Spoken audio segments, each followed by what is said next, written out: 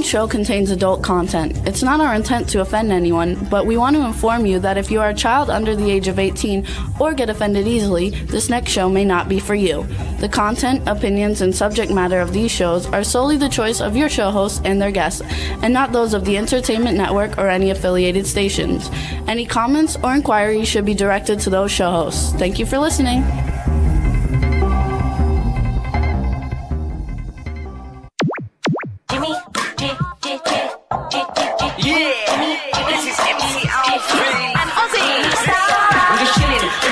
Sitting down and designing, where every man in a thinking, what are we gonna be wearing? Yo, I'm a Liverpool MC, you can't test me. Big up the girls inside the party. Let's get down to crazy Jimmy. Big up myself and known as Alfie, the one and only, the Turkish MC. Always love the clothes of Jimmy. Bitch, I'm your wanna be. Jimmy Star, new celebrity. We'll take you out to Jimmy Star's. Hey, what's up, everybody? Welcome to the Jimmy Star Show with Ron Russell, bringing you the good times in music, fashion, pop culture, and entertainment. We got a fun show for you guys today. I apologize for my voice. I'm still sick with the flu and bronchitis, but it's getting better a little bit every day. Before we get started, let's say hi to my cool, outrageous man about town co-host, Mr. Ron Russell, and Astro, who hasn't had a good night's sleep since Jimmy's sick, because Jimmy doesn't realize it, but as he's sleeping, he makes sounds like an alligator, like this, every minute and a half, and I have to try to sleep with that sound all night long. Last night was the best night I slept. What? I don't mind because I figured he's alive. Otherwise, he'd be dead. Because, he can't breathe. He's got a very bad flu. Thank God I didn't catch it because I'm smart. I drink port wine.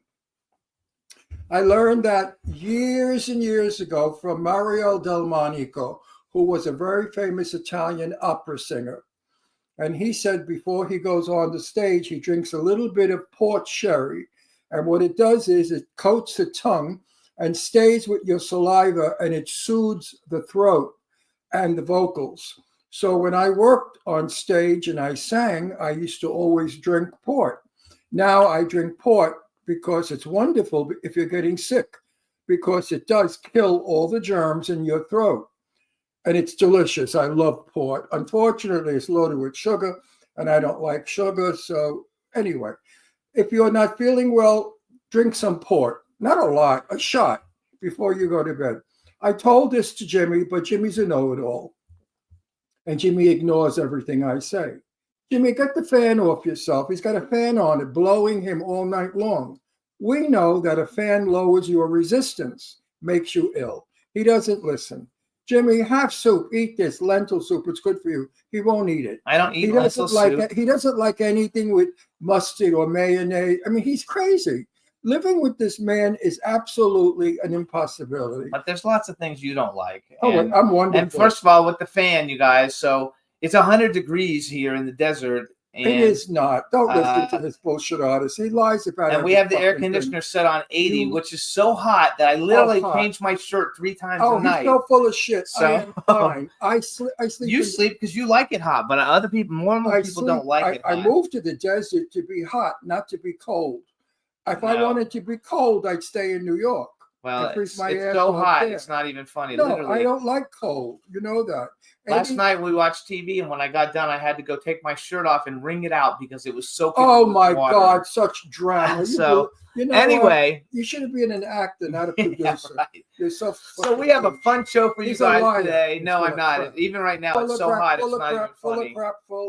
What's up, chat room? We got a great chat room going on. What's up, Stefan? Daniel Bell is in the chat room. Hope you're feeling better. Cindy Lady Lake is in the chat room. Thanks for the great promo. Hub Reynolds Jr. is in the chat room. Hey, Hub. Hope all is well. Lady Lake. Jimmy brags about you being his oldest friend. Not oldest. Longest. No. I thought you said longest, Lady No, Lake. A very good friend for 17 years. Well, 17 years is a long time. Oh, well, I've known Wolfie for 650. Yeah, but you never see Wolfie. I talk to him on the phone, too, the same way that doesn't matter. I told you. You don't have friends. You have business people. No. We fight all the time. He thinks he has 450 friends that he talks to. Those are clients. Those are business people. A friend is what is a friend out there? A friend is someone you see a couple of times a week. No, You have it's dinner with not. them. That's the old model of friendship. No, it's not the old model. Bullshit. When I'm in New York, I see my friends Teresa. Cindy says no, we're friends. We talk every week Who for said? 17 years. Cindy. Yes, that's a friend. That's a friend. I didn't, Oh, hey, B. Claudia just joined us too from England. I mean, from Germany. Hey, B. How are you? And I'm feeling better. we have a different idea of friendship because my friends are all over the world, and so I No, talk his to them friends on are the not all phone. over the world. He's full of shit again. He comes with the lies. Don't believe the lies. These are They people all he know talk. them because they see the interactions. You talk on the phone to these people that you don't see them. A friend is someone you physically No, touch, it's see, not. and you. Yes, it is. That's in the old days. No, it's not in the old days. I go to New York. I see my friends of 60 years. I have friends for 60 years or They're more. on. And I see them and we hang out and we talk and we do things together. We go to dinner. We're like family. Those are friends. I have a million acquaintances. Hub says I'm friends first and clients second. Listen, baby, I I got gotta turn it 5,000 people on Facebook. Oh, I don't consider those people and they're not my friends. friends. Yeah, they're not my They friends think either. they're my friends because they call me Ronnie, which is my very private name. Yes, we No one are. calls me Ronnie except people I allow and people who I know for more than 50 years.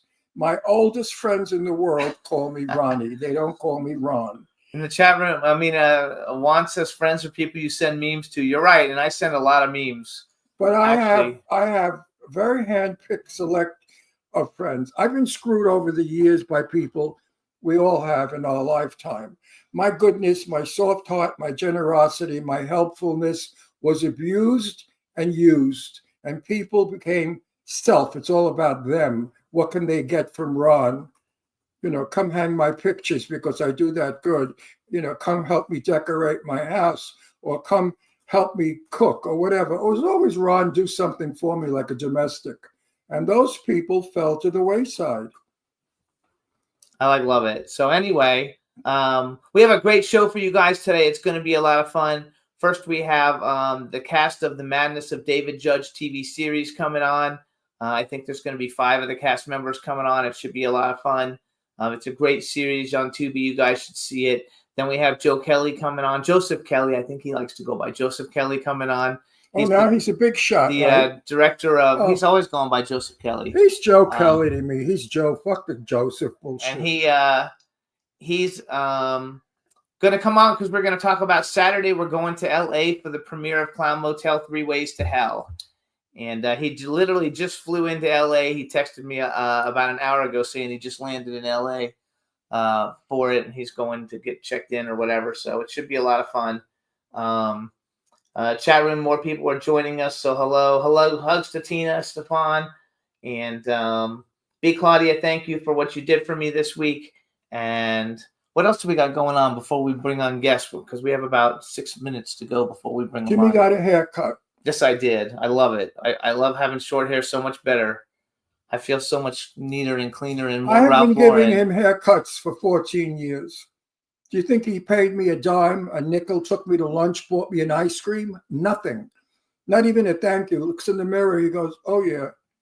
What do you think, Jimmy? You like it?" "Oh, yeah." I don't even I always say thank you. I'm standing there for hours cutting his hair with such enthusiasm to do a good job. That's $100 haircut if I was in a salon. So you owe me 14 years worth of $100 haircuts, at least 10 haircuts a year. You really owe me a lot of money. Oh, well. You really do. That's okay. I took you to dinner twice this week. You took me to dinner? Don't let me start. Don't let me start. I did take you It to wasn't dinner. your money. It was a gift money you got. No, not both of them. One of them I paid What for. was the other one? When we went to PJ Chang's, whatever. yeah, PF Chang's. I paid for that. I told you I would pay for Well, but you didn't. it. Meanwhile, he took me for a $20 dinner. No, I didn't. It wasn't even $20.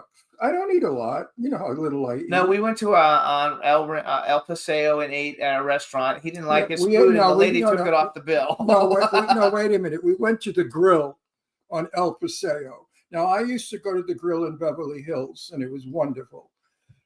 I ordered my liver and onions, which I love, and I found a very long hair in it. So I pushed the plate aside. I couldn't eat because I vomit. And when the waitress came over and said, "What's the matter?" I said, "Well, there's a hair in my food." She said, "I don't blame you. I wouldn't eat it either." Now, I never asked for it to be removed from the check. Never dreamed of it, never thought of it.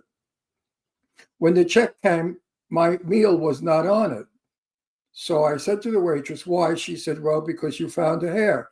So I said, "Well, I don't like that because now it's like Victor Victoria when Julie Andrews brought a cockroach into the restaurant to get food for free." I said, "I don't want that."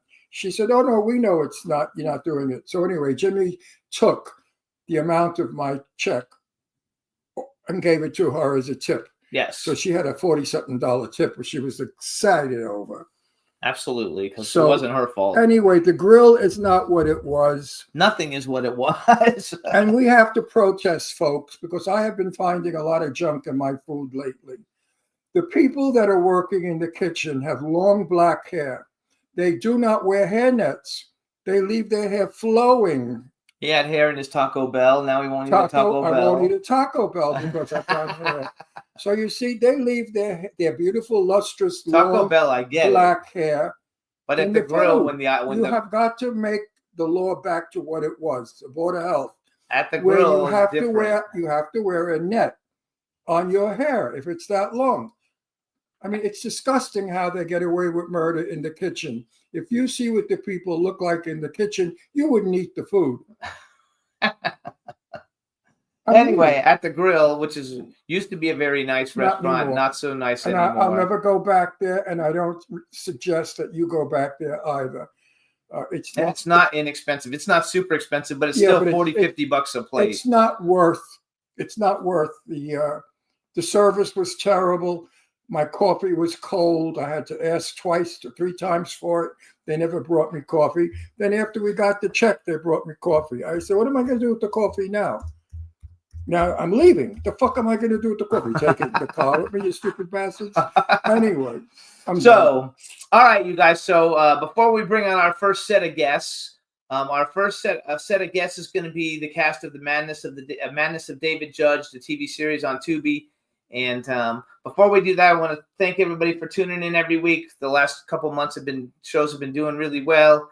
And you can listen to the show. We're on Podbean, Apple Podcasts, iHeartRadio, SoundCloud, iTunes, Spotify, Amazon Music, YouTube, Google Podcasts, Radio Public, TuneIn, and Amazon Prime. Yeah, but I wish you'd watch instead of listening. This way you could see my haircut.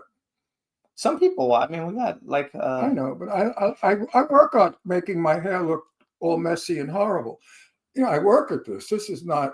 I don't wake up in the morning. I deliberately, I don't like combed hair. I never combed my hair in my life. As a young boy, I got out of bed, put on a Guinea t-shirt, jeans, sneakers, and went out, and I was divine.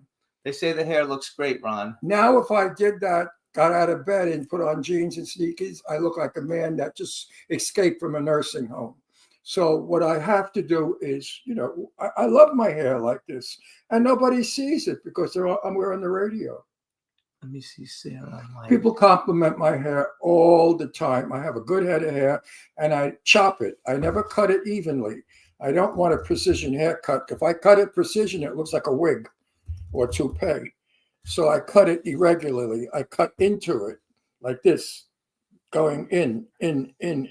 So it's all choppy and sticking up, and one side is longer than the other, and I love it. Oh, it looks like everybody now is here. So everybody's here. Let's get the show on the road. Let's bring them all in, Juan. And bring them in one by one. Line them up.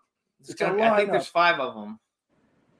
There's 1 victim, 2 victims, 3 victims, 4 victims. There's a 5th. 5 victims. 5 victims. Yay! All right, so hold on. Going around, starting with we'll go Jeremy, Sherry, Sarah, Mike, and Cotton. Just say hi. Let's make sure we can hear you guys, and then I'll introduce you all. Hey guys, how's everybody doing? Can you hear me? Yep. Awesome. Hi. Yeah, we can hear you. Well, come on, say hi. What the fuck is wrong with you? Say hi. Hey, Sarah, welcome back. We haven't seen you in years. Move your ass. You're on Yeah, television. it's been a while. I'm so happy to see you. Hey, Mike. Hey guys. And Cotton. Hey, how y'all?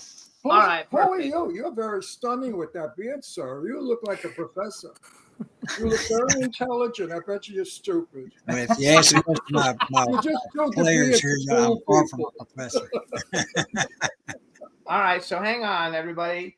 Hey, everybody! Now we want to welcome to the Jimmy Star Show with Ron Russell. Hey, Everybody on the screen is a fantastic actor in that's their for own sure. right. But what they all have in common today is that they're all in the TV series The Which Madness is of a David wonderful Judge. series. So here we want to welcome Jeremy Sandy. Is it Sandy? I know I asked you that before. Jeremy Yep, nailed it. Sandy, Sherry Eakin, Sarah S. Fisher, Mike Mayhall, and Cotton Yancey. Welcome to the show, you guys. Thank you. Thanks for having Thanks us. for having us. Thank you. So, you know, today television's not too hot. A lot of junk on it. And your show came on it, and it made it better. I suggest that everybody out there in stupid land watch this show. It's one of the only decent things around. It's really good. It's one fun. of the decent things around. We watch a lot of Tubi, let me tell you guys, and there's You know, so much crap on there you can't even believe it. And some of the acting, some of them are my friends, and I have to tell them when I see them at parties, you suck. You need to. I love that there's a solid, not junk. You cannot rating. just stand It's there not and junk. speak lines. It's called acting. You know, emote. All right, hang on. Go ahead, Sherry. Say your what. show does all of that. You guys do a brilliant job. You really sort of are like a mute, like Wait, symphony. You hang come in on. and you go out. You come in. It's wonderful. For her song, go back to Sherry. So Sherry's never been on the show, so we've never met Sherry. Hi, Sherry. I was Hi. looking up your IMDb today. You have some amazing credits, and actually, you've also been in a lot of things that we've had a lot of the people on our show. But one thing I also noticed about many of you, I don't think Cotton, but like there's a whole bunch of things that all you guys are in together that are big things. Hollowed Ground, Hunt Club, I think you guys, several of you guys were in. The dinner party. There's a whole bunch of things. So is that like a New Orleans thing? I mean, a Texas thing? Because you're not in New Orleans, you're in Texas, right? So a combination of New Orleans area and filming that's happened in Mississippi, and yeah, a lot of mutual friends and working on a lot of mutual projects. Yeah. You guys have done a lot of stuff with Jason and Jeremy London, though, and they've it seems like you guys have done a lot. They've both been on the show. And I interviewed him years ago when he was getting engaged to this pretty girl. And I wonder if he ever married her. I never found out. But we had a nice time. And then I realized that he was the twin. So I screwed up on that one. But you know what the funny part was? It was Taya Gill's movie. I don't remember the name. And there's this little teeny horrible woman with boots up to her twat and long hair. One side was black, one side was blonde, and she was obnoxious. And they said, you should interview her. I said, why? They said, what was her name? Oh, Nicki Minaj. Nicki Minaj. I said, what the hell is a Nicki Minaj? So we propped her up on a stool because she's like a midget. And she was such a bitch. She didn't even answer my question. She wasn't even famous yet. No, she was so nasty. So I told my producer, get this bitch out of here before I show her. I said, she's not even worth my time. You know, I'm in the lobby. I've got red carpet people waiting. And she turns around and said to me, guess what? Fuck you. I said, fuck you too, bitch. Now get out of my sight. So now Jimmy tells me today she's the hottest property in the world. Nicki Minaj. What We a tried name. to get her for a movie. So and I she's said, you know ungodly why? expensive. You know how she got her name? In Italian, when we say managgio, managgio means oh my God. And that's what meeting her is. Oh my God. She's a wicked woman. Anyway, that's my Nicki Minaj story. Now let's So go for from you everybody, guys. hang on. So everybody who knows, so we had Mike on a couple weeks ago. Jeremy was sitting in the background. Now we'll get to focus a little bit more on him. Sarah was on the show many years ago. I think we lived in Pennsylvania still. Who was? Sarah Oh, I don't was on our remember. show. And Cotton, you look like you should be on every Kevin Costner, Yellowstone, 1888, whatever. You should be on every one of those TV shows possible. I don't know why you're not. You have the perfect, look for it. This guy is so handsome. Yeah, He's he's the guy with the beard. That's You what are we're talking really about. so handsome, sophisticated. You could do a He plays Smirnoff. a cowboy every time. Wait, you could do a Smirnoff's vodka commercial. Look at him, drink Smirnoff. He looks like a Smirnoff vodka guy. Or you could take over for the most interesting man in the world. Oh, he could. He really could, couldn't he? I understand. Don't drink wine. I don't like people with beards. I think only ugly people wear beards. Handsome people never cover their faces. See, Jimmy has a beard. I don't know whether Jeremy liked that. Ron. And I think your beard should go. I think you're so good looking, you get rid of that beard. You don't need to have a pussy bumper. Come here. All right, I have to insist on That's justice not what for that's Nicki called. Minaj and You know, justice I have to- Oh no, for I like beards, and I like Nicki Minaj, and I actually am in talks with her for a movie. So, You know what? It's all a joke. I'm such a fake bastard. I tell everything like it is. I never hold back. I have what they call, what is it? It falls out of my mouth. I can't control yeah, it. he doesn't. I have no filter. You have no control over filter. what I say. It's some kind of a mental disorder. But anyway, I have to go get my hearing aids because I can't hear you guys so good. So excuse me while I go. That's fine. That way I can take over. All right. Oh so my we're gonna God, go. boring We're now. gonna go to Sarah Fisher real quick. So Sarah, Hi. it's been a year since we've had you on the show. Congratulations on Thank all the you. great things. I was on your IMDb today. I even noticed you were in Carry On, which we watched at Christmas. Yeah. At Christmas, so that's a really big credit. All you guys have done some really cool work, and you've all worked with people that we've had on the show. Let me maybe brag a little bit while we're waiting for him to come back. So with Cotton Yancey, we have MK Ultra with Jamie Ray Newton, Anson Mountain, Jason Patrick, The Death of Barry Weather Lewis, Mysterious Circumstance with John Schneider, who's been on the show a bunch of times. I think, Okay. Mike, you know John Schneider too, right? We've met a couple times just in passing. Haven't worked together though. A Violent Separation with Ted Levine. I love Ted Levine, Gerald McCraney, Francesca Eastwood. And then a bunch of you were in Hallowed Ground with Creek Wilson, which I just invited him on the show. Sherry Eakin, Jeremy Sandy, and Cotton Yancey. All you guys were in that. And then with Sherry, we have The Neglected with Josh Duhamel, the two London brothers, Dylan Sprouse, Will Trent. What a good show.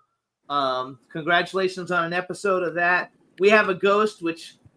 Did you guys get to meet Jennifer Coolidge? Because several, I think, of you were on We Have a Ghost. Did any of you get to meet Jennifer Coolidge? No, I was there. No. Cher's Really met her good before. movie. It's a really fun movie. David Harbour, Anthony Mackie, Steve Coulter, and I only bring him up because he's been on our show. Hunt Club also was a very good movie. Mina Savari, Casper Van Dien, the London Brothers, Mickey Rourke, Jed Rowan, and I only bring him up because he's been on a bunch of our shows. And then you have a movie that's, I don't know if you considered any good, but I loved it. Santa Jaws. It's like the dumbest, coolest, fun movie ever. I like dumb, fun movies. And you did a movie with Zoe Bell, and I like Zoe Bell a lot. She's on my Jimmy Stars of Shit videos. And then you guys all, well, at least Mike and Sherry did the dinner party with Jeremy London and you guys. And then Jeremy Sandy, who's the lead, he is David Judge in the Madness of David Judge TV series. I always want to mess that up, so I don't want to mess it up. Deepwater Horizon, A Day to Die with Kevin Dillon, Bruce Willis, Gianni Capaldi. Ron did a movie called Clown Fear with Gianni Capaldi. Oh, okay. Yeah, I've And, actually he's seen a that. really cool guy. He works a lot here. We see him a lot. And Leon. Leon, Yeah. I love. Leon's a good friend of ours. He's been Very on Oh, this lovely on. a million times. You know, and I he's one of want, my clients. I want you all to know that I'm 85 years old and I'm losing my hearing, which I don't mind. Thank God my penis still works, because if that didn't, I'd really be upset. That's like a thing with men, right, guys? All we care about is that our wangs wing. If they ever stop winging, we're finished. Okay, but hang on. You got to finish because I'm in the middle of something here. Oh, you're I'm going so over. fucking boring. So Jeremy, you have You Can Never Go Home Again. Al Sapienza, we just had on the show recently. Also, again, Sherry. I love the way all you guys have worked together, and then you came together to do this project. And Sarah's got Carry On, Lisa Frankenstein. We have a Ghost, Tall Girl too. And I only bring it up because we were at a red carpet event at the end of COVID, and Jan Luis Castellanos, who's one of the cast members, the young kid, good-looking kid in that, and he was at the red carpet with us, and Christmas for Sale, and then Mike Mayhall. I didn't write any of your shit down. It's not important. Not important. Before, but you're the creator of the one of the creators of the Madness of David Judge. We have The Walking Dead. We have all kinds of great stuff with you. And we've had you on before, so I wasn't worried about you. So why don't you, Mike, tell us a little bit how you got all these people together to get this whole thing going? Mike is very handsome. I'd like to say I'm the one, but it was really Jeremy and Sherry and his friends, who Emil, who was our executive producer, and our DP Michael Brophy. They came to me with an idea, and then I pinned out an idea, and we all got together and decided what who was going to get the roles and how we're going to go about it, and then we just jumped in and filmed like mad people for a long time, and gave birth to the Madness of David Judge. Cotton, bear with us, okay? Bear with us. I saw Cotton doing this. He fell asleep. No, he didn't fall asleep. So why don't you guys, let's go around the thing and everybody tell us who your character is and tell us a little bit about your character in The Madness of David Judge. Yes. Would you start, Jeremy? I got to start. So I play David Judge. David's a pretty successful author, and his publicist, who's also his wife, she's been having an affair, and so he just kind of decides to separate himself from the world and slowly loses touch with reality. Which, when we were filming it, being in the same location for going on like 2 months, doing the same day over and over and over again, really will help you lose your touch on reality. Oh yeah, definitely. It was easy. It was fun. I'm in 6 clown movies. I'm going to kill myself if they put me in another clown movie. Absolute suicide. No clown movies for Ron. Yes, no clown movies You're for right. Ron. You become that character. Yeah. And so like people say you're acting peculiar. You say, no, I'm still in a movie. I'm still in a movie. Yeah. You know, it's like Awful. set for us was like a 45-minute drive every day, and it was like every morning I would get up and drive in. About 30 minutes in, I could feel my whole psyche just like. Yes, I know the feeling. It's Yeah. Yeah. Who's your director? You have a very good director, because I love the way he directs everybody in this movie. Or do you have many? Oh, Mike is the director. Mike's the director. Yeah. Oh, you have good looks, and you direct too. What else do you do? That's it. That's all I need to do. Mike makes really good meatballs. Mike, did you ever do soft porn? I mean, no, I dabbled in it a little bit, but didn't really work out for me. No, not at all. Not at all. No, seriously. He's a two-time Emmy nominee. 2-time Emmy nominee. He's a 2-time Emmy nominee as a director. That bullshit doesn't impress me, because I know a lot of directors that got awards and they stink. I go by the work, right? Am I right? I go by the work. I like the fact that, see, I'm a critic because I'm an actor for 65 years. I've been in movies with the great stars of Hollywood. So I've been around the real shit, not the garbage of today, the make-believe people who pay to be in a movie. What I like about your show is it's an even keel, if you understand what I'm saying. Each character doesn't come in as a page from a script. A lot of movies, you know, when, okay, here he comes, now he does his speech, now he leaves. I don't like when I can see that in a sequel. Understand? So you guys, you mesh, you blend, which is very good. And It was a great ensemble. They were all fantastic. Yeah. No, do you understand what I'm trying to say? I think so. Yeah. In movies, you know the character's coming in. Okay, he gives the speech, then he leaves. Who gives a shit about that? That's so fake. Because in real life, we all talk over each other, and and I think Mike, I think you're a great director. Well, thank you very much. Are you married? Well, my girlfriend right there, Sarah Fisher. I have a daughter. This is his girlfriend. Oh, get rid of her. My daughter's 55. She's desperate. I mean, that's a real tempting offer. You got there. My daughter was Miss Teen Long Island and second runner-up in Miss America. She looks like Verna Lisi or Grace Kelly. She's a green-eyed blonde beauty, and she's an there you go. At 55. No, Sarah, you stick with it. You got it all going on. No, I'm going to get rid of her. No, I'm calling Brooklyn. They'll come. They'll tell you if you hang out. Justice for Sarah and justice for Justice for Sarah. and justice for Beards. Okay. No, we love Sarah. I love Sarah. But wait a I'm a minute, big fan Sarah, of her how work. long are you with Mike?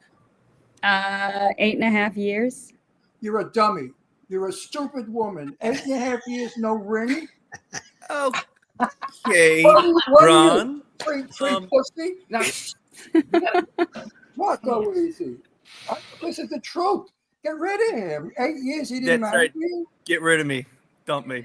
I No. tried. I tried. Don't Ron. you she want? tried. Don't you want to? Oh, she's a beautiful girl. Don't you want to get married? No. See, that's modern day. So you guys got to remember What that is with he's you from young- a time because his daughters don't want to get married either. I don't know. He's from a time, where everybody had to get married. I married this jerk 14 years ago.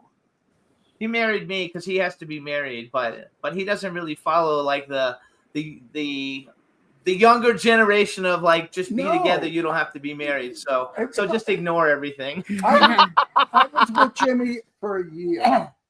And I said, what do you think? You're going to get free baggage for a year, buddy? I'm no backstreet number. I said, you either marry me or split. And he married me because I was really going to get rid of him. After a year, what do I need him between my legs bugging me? I don't need him.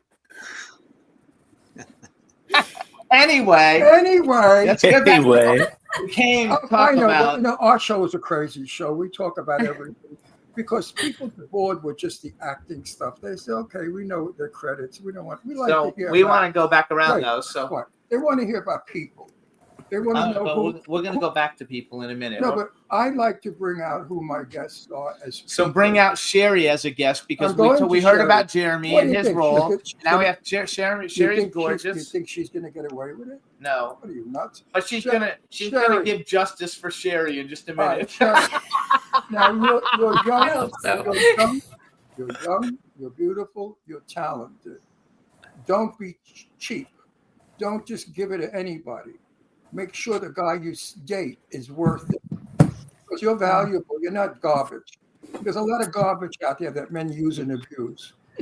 Never let a man use or abuse you. You're lovely. Thank you. So Ron, I've got a question for you. Uh-oh. A burning question. Do you have any thoughts on Jeremy as like a potential spouse?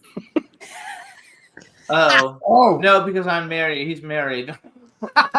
who's married? He's asking if you have any ideas about Jeremy as a potential spouse. Oh, at 85 years old, lucky I can handle this jerk. You're crazy. My days of a number on the side are gone. Those days are gone. I don't even flirt. They come up to me, would you believe it? 85 years old, and the young ones are hitting on me. And I'm throwing them away like they were confetti. And some of my gay friends who were younger say, Rose, what are you, crazy? That's a hot number. Why are you getting rid of him? I said, what am I going to do with a 30-year-old? Bad enough I got to be with him. That's enough. But no, I think Jeremy is very cute, and I think you should go after him. No. I've thought about it. We toyed Yeah. with that idea. Wait. Yeah. There's some chemistry there between the It's two. just a little bit. We've actually been married for 8 years. Oh, What did she say? they're married for 8 years, those two. I was Oh. just curious if sneaky you little didn't know peeps. You that, sneaky if you little were going to peeps. throw him under the bus. Oh, no, we're not gonna throw him under the bus. No. We're very fortunate today because everybody in your cast is really good looking, so there's nobody but ugly. See what So I it mean? works really But good. I'm glad you're married. to Thank him you. Because I like him. He's a nice fella. And you're a pretty nice girl. And I think it's a good marriage. 8 years, Mhm.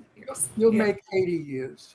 Oh, You know, Wow. seriously, the first 5 years. Jeremy swore he wouldn't stick around that long. So Oh, really? He will. The I'd first be 5 I'd be 120. Yeah, that's impressive. Yeah, I'm That's 85. very impressive. I'm on my way. I'm not. He's on his way. I'm not Yeah, So but- wait, fucking Sherry, on. let's go back. Tell us about who do you play in The Madness of David Judge? So I play Detective Skylar. She Aha. shows up to start investigating Samantha's disappearance and start digging into what this David Judge guy is really up to. And so there's, I guess, a bit of a cat and mouse game there. and I won't reveal too much of the plot of what happens to her later in the series. You'll just have to watch to see that. But it was fun playing a detective, and Jeremy and I had some cool scenes together, which is always fun playing opposite him. We've done that before, but I really enjoyed these scenes in particular because we were I kind of didn't know going you toe were to toe. married. I didn't Yeah. know you were married, Wait, so will that's you cool. Be careful about playing a detective. They sort of typecast you after. I don't know why that is, but once you play a detective, they always say, "Get her. She's a good detective." You notice that? Well, that Look happens. here, Ron. I am happy to be I played typecast to get some work. I said I'm happy to State be of Hollywood typecast. today. No, but I'll I take it. play detectives all the time. Either I played priest, why a priest with this filthy mouth, I'll never know. Because off camera, the Fit crew, right in, Ron. Yeah. the crew faints from me off camera. You know, I was being wired one day for a movie, and the guy was having difficulty getting the wire up my trousers. I said, "Wait a second, I'll drop my trousers. No big deal. I have underwear on. It's like a bathing suit." So I dropped my trousers, and he brought the wire up. And I said, "Oh, by the way, while you're down there, it's just a joke." Well, you had to hear. Yeah. They were nuts. Oh, they almost threw me off the movie. No, I said it's a fucking joke. You It's an can't do old, that. It's an old joke. We did that as kids in high school. But Can't do you- that you anymore. On Can't do that. that anymore. Can't do that. Yeah. Years ago, Clark Gable. You know who Clark Gable was, right? Not personally. Well, Jane Russell, my best friend, like my sister, we hung out. We lived. We bought the buddies of forever. And Jane told me a lot of stories about Clark Gable when she was working with him in the movie. He was the most notorious flirt. She couldn't even get her lines right. She sings a song about getting an apple from a tree. And Clark Gable yells out, "Get over here, baby, I'll grab your apples." And you got away with it. Not anymore. Not anymore. All right, so hold on. We're going from Sherry, who's married to Jeremy, that we didn't know, and that makes more sense in my head You now. got kids? You got kids? No. Oh, Not yet. Time to have kids. No. Of the No. canine persuasion. Actually, don't. Good. Don't have No is a full sentence there. Good. Okay. So hold on, now we're gonna move down to Sarah. So I forgot you guys are in New Orleans. I want to talk to Cotton. No, we're not. He's gonna get his chance in a He's minute. getting away with We're murder. going to Sarah. So Sarah, tell us who you play and tell us how's everything been, because it's been 8 years. I think I looked it up since you've been on the show. God, has it really? Yeah. So what's been going on, and then tell us who you play. So I play Samantha Judge. There's just too much to talk about her that I can't really talk about because it'll reveal a lot. But We're gonna play the trailer after we get through everybody. We're gonna play the trailer for everybody. To oh, see. okay. So yeah. So you know, it is true that they are on the verge of getting a divorce, and everything else will kind of get revealed when you watch it. And I just kind of have to leave it at that because there's just too much. All right. Okay, we can do that. So we're gonna Mike, she's absolutely lovely. Yeah, I agree. I don't understand you. I mean, what are you waiting? You want to be? All right. So go to Mike. Mike. No, I'm just playing the long game, Ron. It's just that's what I'm doing. She's a lovely girl, and I think she'd make a wonderful wife. I don't think she's. The Are you type- guys in the same house right now or no? No. Oh, Not right okay. now. It's funny. I'm Mike looks like actually- he's in the living room, but I'm It actually does in look his like living he's room. in- Oh, you're in That's his our living living room.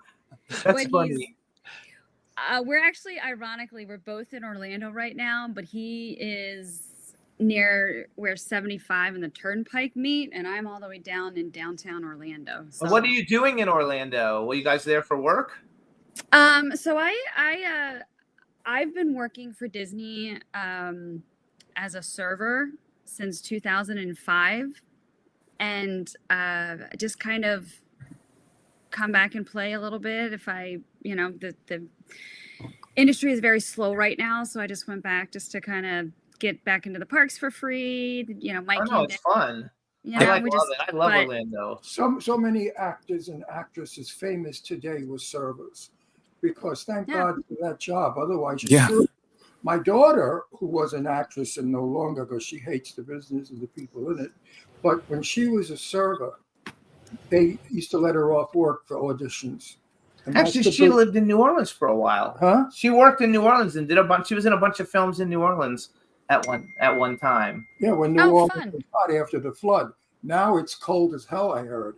Nothing happening in New Orleans, Oh yeah, No. no, it's right? it's Am I very much a wrong? standstill. Yeah. No, Pretty quiet, yeah. Standstill. Huh? Yeah, they Yeah. said it's a standstill. What the hell happened? I mean, it was so hot. Everybody was running to Orleans to work. I was going to go to a movie there, except I forgot what happened. Well, that's why, Ron, that's why we made this, because there was nothing coming in, nothing filming in LA, nothing coming into Atlanta, nothing into Texas, nothing into Mississippi, nothing into New Orleans. And we're looking at a pool of talented people all around us, all professionals as you went down our resumes. Absolutely. And we said, honestly, we said, screw it. We're going to just do our own project. We're going to put it out there into the world. And I think people are responding. In fact, I'll go this, since we're going to Cotton next. We just heard back from a really great film festival in Toronto, up in Toronto, where we not only won the Best Series Award up there, Cotton was nominated for Best Supporting Actor out of our show. Good job. Out of Way our- to go, Cotton. Yeah. Good for you. Being So- an Good all. news. I didn't know that. Yeah, well, I Thank haven't you, told you Michael. that. This would be a good place to sort of let everybody know. I'll send you out the Love forms that. and all that stuff to make it official. But yeah, You see, you can't. Thank you, Jeremy. I want to make a political statement. A lot of people want to hire me, and then they find out my age. I guess they think I'm going to be pissing and shitting in my pants on the set. I don't know what they think, or that they're going to wheel me in a wheelchair, or they're going to have to, I don't know what. Contrary to all of that, I'm the liveliest and the youngest one on a set of 30-year-olds. I mean, it's true. All the kids love me because I'm I not can an see old that. man. And I really resent the fact that they put our age against our talent. I worked with Sophia Loren and Tab Hunter at 19 years old. Not too many people today can say that.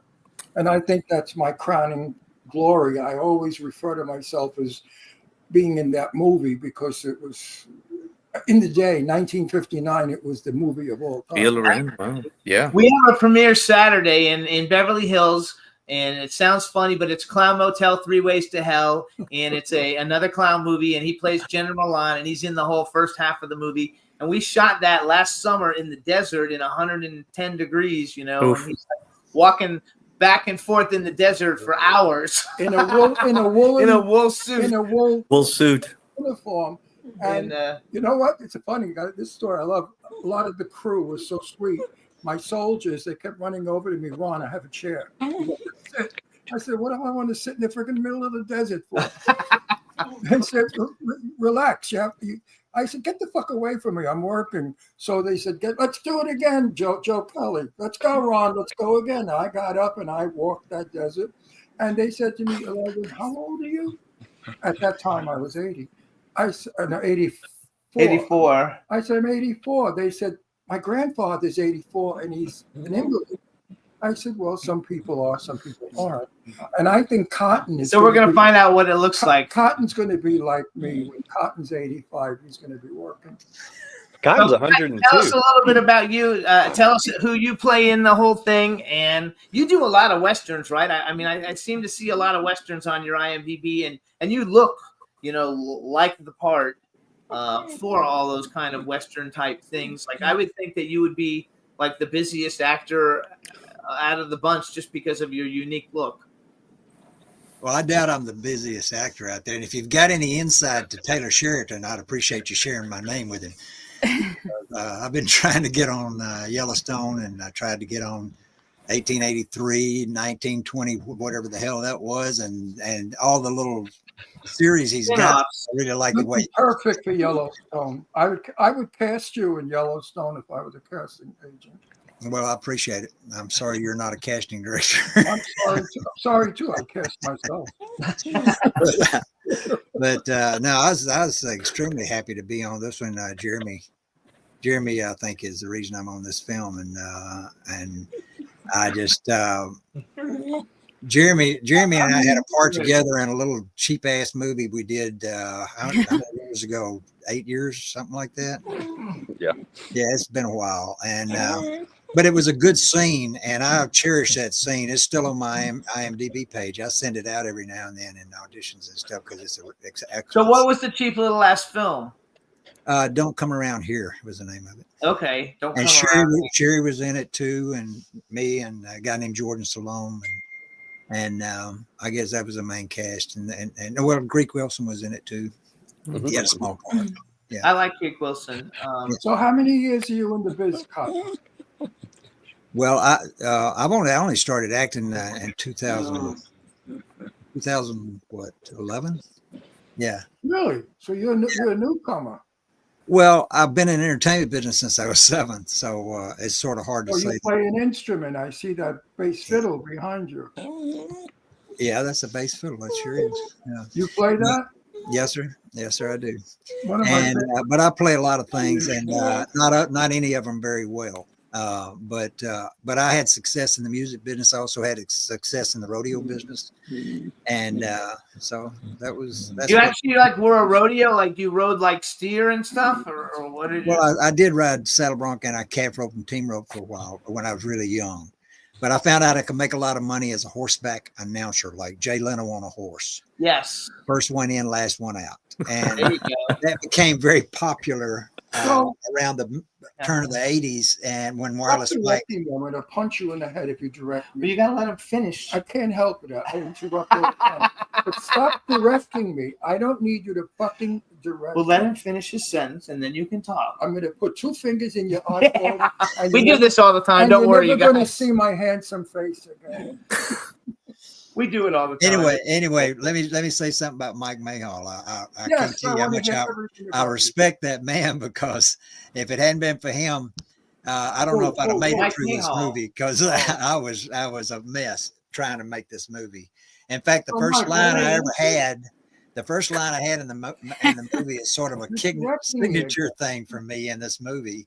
And it was just 2 words, and they said action, and I'm supposed to knock on the door and say these 2 words, and I can't remember them to save my life. And this is my first exposure to Mike, and but it was shall we, and of You course said I you couldn't used it remember his lines? over words. and over again. You couldn't remember 2 words? Guess I couldn't what? remember 2 words. Guess what? I can do 40 pages. You know why? I wear an earplug. Yeah. And Well, if I had an earplug, I could do 40 pages too. Jimmy without feeds words. me my line. Jimmy feeds me my lines. Yeah. I mean, I don't remember jack shit. I can remember a lot. I could remember a whole page in the dressing room. The minute I get on the set, if somebody throws me off by saying, "You want some water?" that ruins me. And I say, "What am I doing here?" He couldn't remember Bitcoin. Oh, Bitcoin, that crap. We had a movie that he had to do, and he had to use the word Bitcoin, and they had to shoot it like 30 times. No, Finally, they wrote not it down. 30 Finally, they times. wrote it down on the wall, so he would like No, we remember it. did it 3 times. I had Buttery, no idea what Bitcoin was. He didn't know what a Bitcoin I've was. never though. heard of it. And if I don't know a word, you know that when you're acting, if you don't know the word, how can you act the part? It's impossible. So I kept saying, "What the fuck is a Bitcoin?" And they try to explain it's fake money. I said, "What?" Anyway, I never got it. So what we want to do, I want to play the trailer for everybody. I think we're going to let Jeremy introduce it this time. All right. Mike do it the last time. So Jeremy, you introduced the trailer. Juan, our fabulous engineer, we're going to play the one that says "The Madness of David Judge" trailer. You guys hang on. We're going to play it for everybody. Then we'll come back and talk about it. But Jeremy, you introduce it. You're about to watch the trailer of Madness of David Judge, brought to you by Mike Mayhall and Bubba. Good show. Boys. Good show.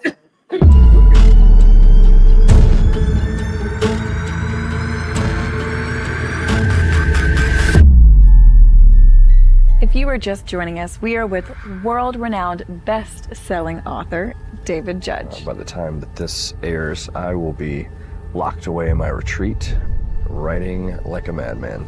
Oh. Samantha wants a divorce. You don't? I don't know what I want. You know, it's not the leaving that's hard. It's the guilt of moving on and being happy about it. You know what I find interesting? A detective all the way from New Orleans shows up and you have not asked me what I am doing here. Your wife is missing. Your mind is being consumed by Samantha. You know, the man she crooned out to you, it ain't fair. That doesn't make any sense because I spoke with her yesterday. She's been missing the better part of 10 days, maybe longer. That is according to her friend Richard, who reported her missing. Do you love me? I'd die before I hurt you again. Is that what you want? Is that love? David? You coming by here, messing with things when I'm not here? No, David.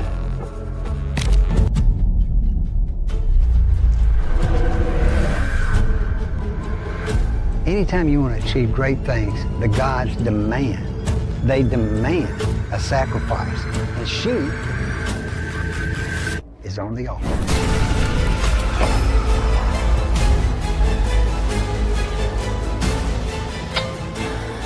Would you love me?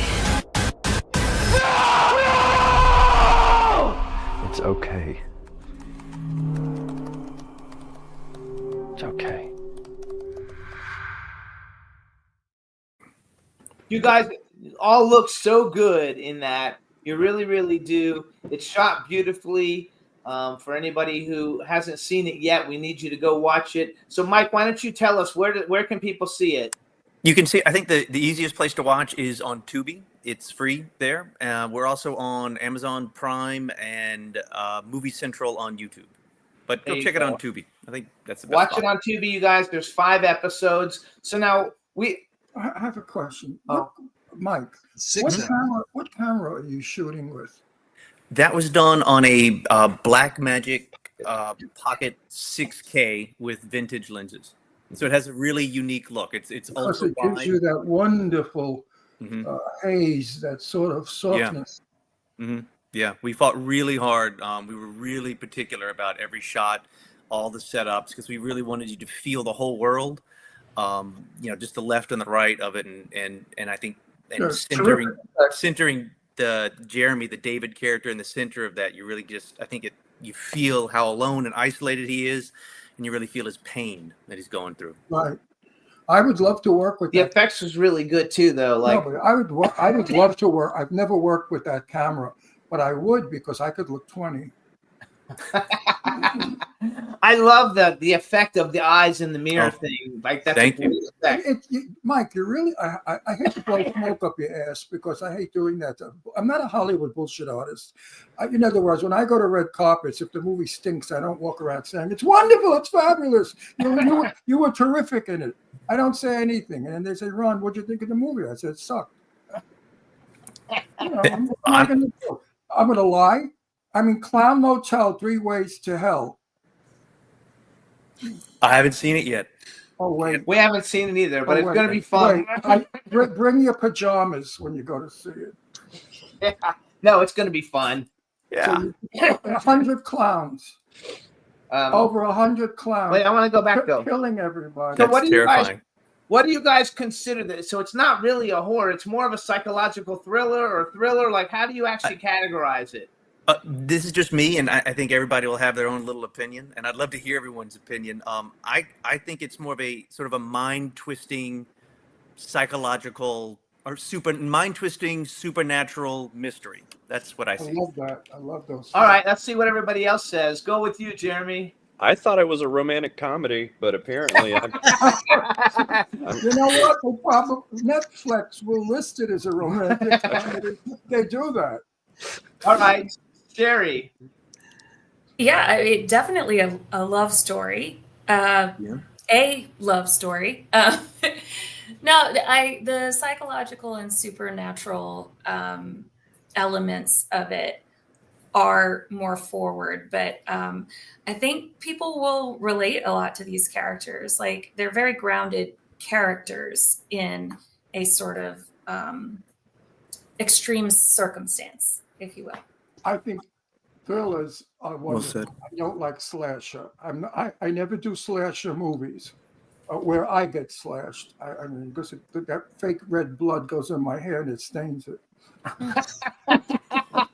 So I tell the producers, no blood. Sarah, your turn. That would have worked that way for you. No blood. Sarah, how about you? I mean, I agree with everybody. I think it's if we were to categorize it, yeah, it would be a psychological thriller. But if you really watch and immerse yourself in the actual storyline, it's just about emotions of everyday people and how we deal with them and what is love and what is connection to another person and what are the stakes that we have when it comes to giving up that emotion and connection with someone. Yeah. You haven't aged like a day in 8 years. You look exactly the same as 8 years ago. It's that Asian. Amazing. It is. No, you're just stunning. All right, Cotton. And how do you Wait a minute. describe it? There is a small amount of intelligentsia out there that watches film, very small, and a thriller needs thinking, and psychological thrillers need more thinking. Unfortunately, the audiences of today are morons, and they don't want to think. They don't want your plot. They don't want to figure it out. Oh, I'm tired. I don't want to hear them talk. I want her killed. I want him to cut her throat. I want to see the blood. This is what we've got to stop. I don't like it. I don't approve of it. And I tell all the directors when I go to the Directors Guild, the party stuff, and we talk about shit, I tell them, stop with the blood and the cutting, because you're making the audiences into crazy people.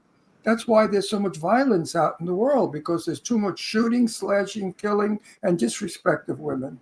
All these movies not that I'm in, but some of the movies I go to see that my friends make, all the women are abused. They're beaten, they're shot, they're cut, they're thrown. It's terrible. He's not big into the slashers. No. We have. Let me tell you something. My friend Marcel Waltz, who I love and adore, wonderful director, producer, and guy, he did a film called Blind. It is the best film I've ever seen that is in a low-budget film. It's about a movie actress who has a mistake done with her eyes, and she's blind. And a fan is now living in her house, and she doesn't know it. The story was exciting and thrilling and adventure. There was no blood cutting, killing. And I said to Marcel, how did you do? He said, Ron, terribly. We didn't make any money. It won every film award, so then they did the sequel, and the sequel, like 8 people get chopped the shit out of them, and he made a fortune. And he made a fortune. You see, the audiences today are stupid, and I don't give a shit if they're listening and they don't like it. But you're stupid. Learn. In my day, in the 1950s, we had stories. We had movie stars that didn't take shits on toilet bowls and film, like what's the name did. Well, Ron, I think I'd like to push back a little bit on that. I don't think today people are stupid today. There is an attention span deficit. Yes. But I also think I think it's the other way. People know what they like, and they want to see the things that they like, and they're going to go after those sort of things, and they're going to quickly. Well, what kind of crazy bastard wants to see? Listen, said to Marcel. Well, let me just finish this real quick, Ron. I'm sorry, I mean, I just because. No, I understand your point. And I think that's what it is. And we have a show like our show, David Judge, which is got a bit of a slow burn, but I think what will keep you in the seats and keep you there is that there's intrigue. Well, it's got a story. There's intrigue and there's story. So. Yes. If you choose to pay attention to it and you choose to follow the mystery and be a thinking person watching it, that's great. Also, if you choose to scroll, you're going to be intrigued enough to understand everything that's going on. No, you're right. But wait, there's an element of sadisticness in it, because Marcel did a movie where you see a man's penis and then they chop it off. So I said to Marcel, don't you think you've gone too far? I said, next they're going to show a woman having her vagina beaten up. He said, oh, we did that already. We put firecrackers up her vagina and blew it off. I said, you did a movie where you blew a woman's vagina? I can't believe it. People really go to see this. He said, they love it. They cheer it on. And I thought to myself, what are we back in the Roman days of gladiators? I think you're right. I think there's people who want, just to chop them up stuff. And I think that's more of a younger audience. I think that there's also people who want an actual story. The Madness of David Judge is an actual story, from beginning to end. It has a beginning, a middle, and an end. That's what he likes. That's why I'm a fan. I'm a fan of your work. Thank you. And this other film, I want to see it, and I'm very curious to see this thriller. because I love thriller movies. There's nothing better than Actually, a movie that Just so gets you all know, excited. in the chat rooms, they said I watched the series. The whole thing's very scary. The ending, without saying anything, is way beyond a thriller.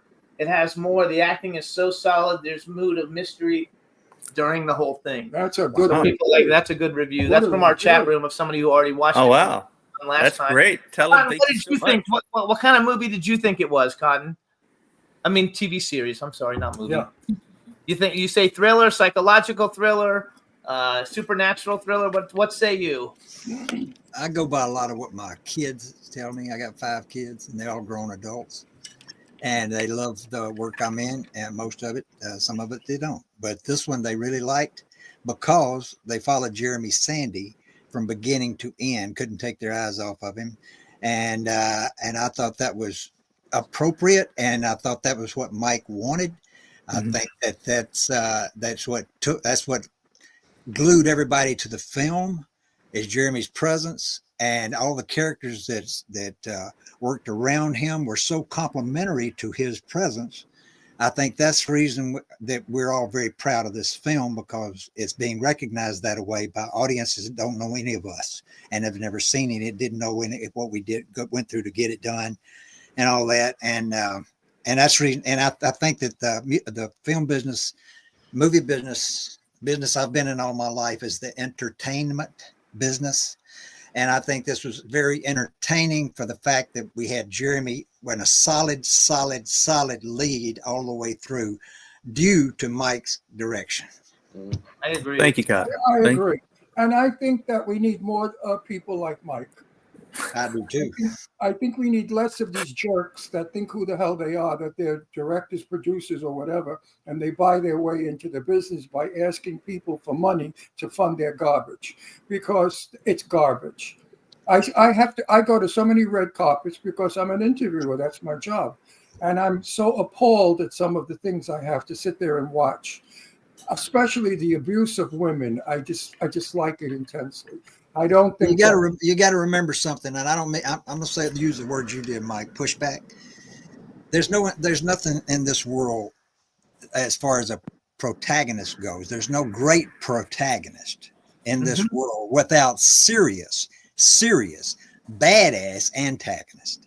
That's true too. Sometimes the antagonist of a movie, in my opinion, props up the protagonist throughout the entire thing. And the protagonist has got to live up to it. And I think that's what happened in this movie. You had serious antagonists, and I don't think anybody even knew I was in the movie except for Jeremy, because I only interacted with Jeremy. I never interacted with anybody else. Yeah, that's right. And so Jeremy, whether I'm alive or dead, really is not even a factor. I've questioned that several times myself in this movie, which makes me love it even more, because I've had my kids ask me the same thing. Were you alive or dead?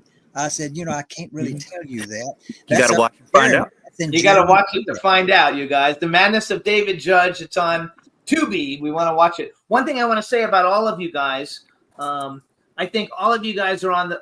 I know you've all done great work and you've got some great credits and everything, but I think as you're going along, you're all on the verge of like breaking into something way bigger than what you've been able to do in the past, because you're all excellent actors. When I first watched this, I was like, wow, I don't know really, besides Sarah and Mike, I was like, I don't know anybody in this, and normally I don't even, like, when we're going through Tubi, that's what we look at first. Who's in it? Do we like the people that are in it? And we didn't really know anybody in it. So to watch it and be enamored with it and be able to sit and watch 5 episodes in a row, because it was so good and so well put together, I think all you guys are going to blow up. Let me explain. Thank you, Jimmy. Jimmy and I like to eat in the den because we have a very big television. It's the size of the house. And we watch a movie every night, every single night, especially movies of our friends. Or like we'll be watching your movie tonight. We already watched it. But which one? What we're talking about right now, we've already watched it. Yes. The series, The Madness of David Judge. Yes, The Madness of David Judge. Just go with it. Just go with it. Yes, you've already seen it. Made an impression, obviously. I lose things sometimes. That's okay. I have. Well, we just have a break. Yes, I have. Of course, I've seen it.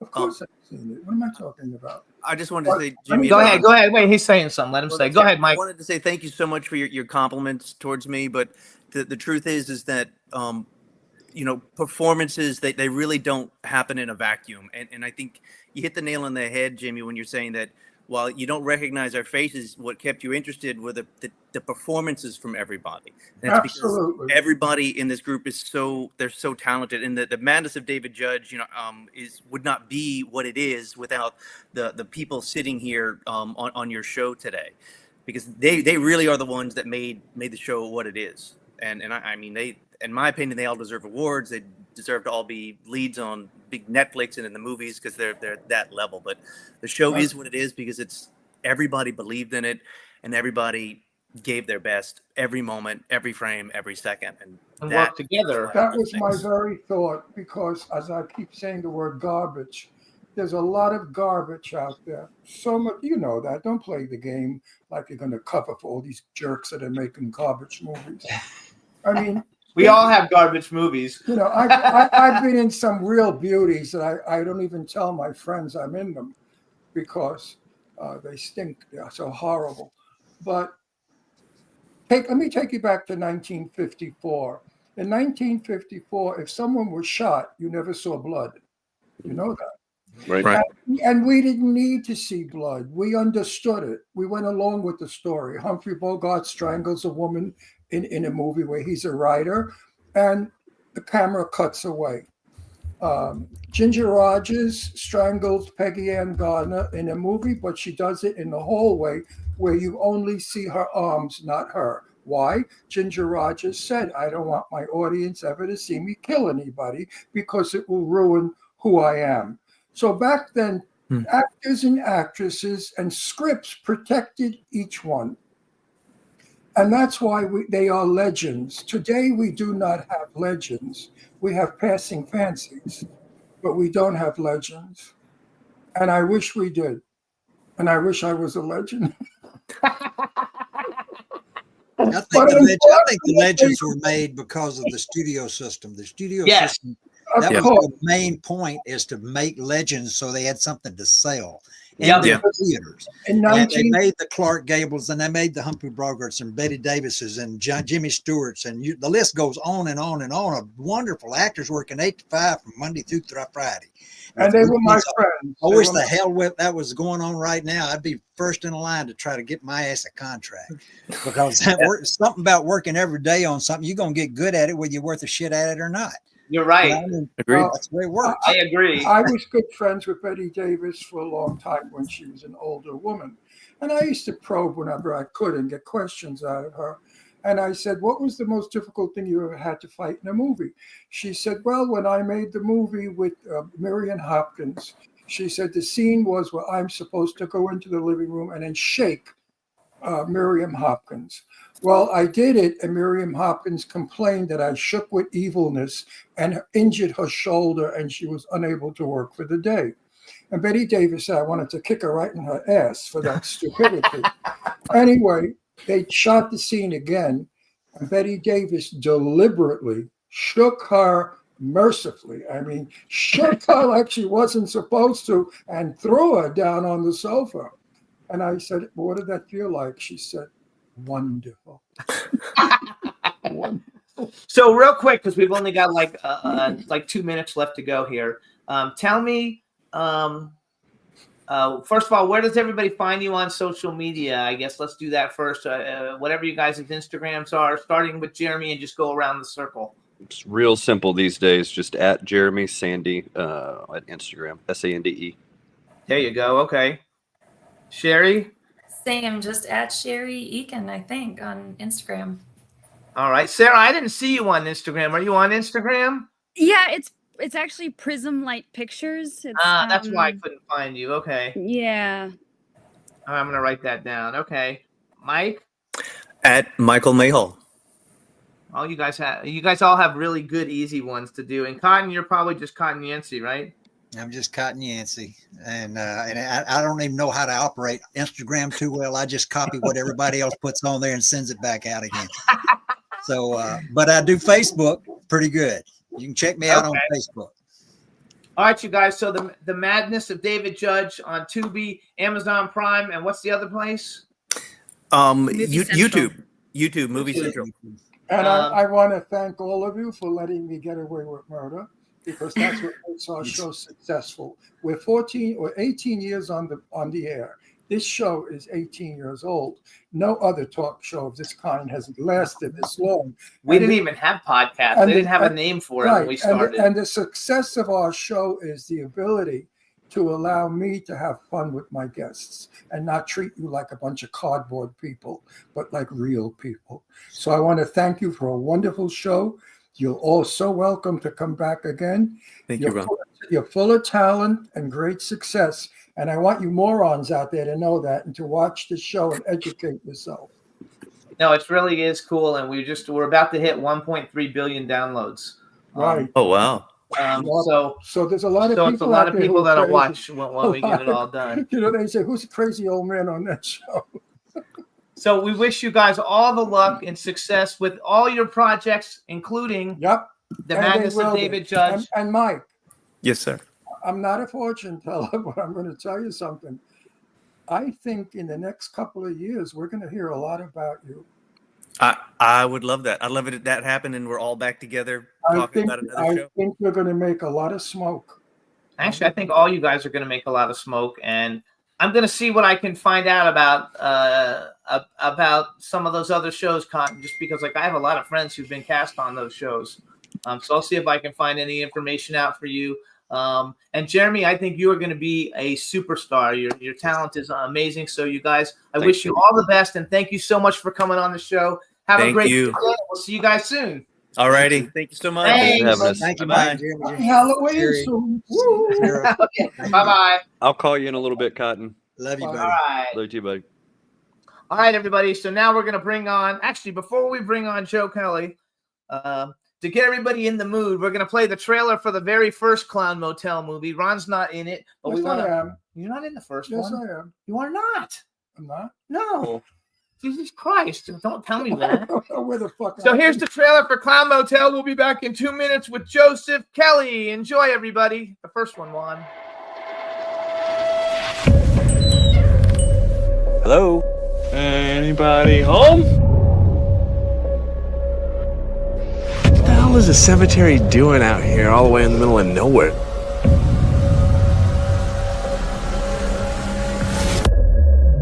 I think I saw clowns.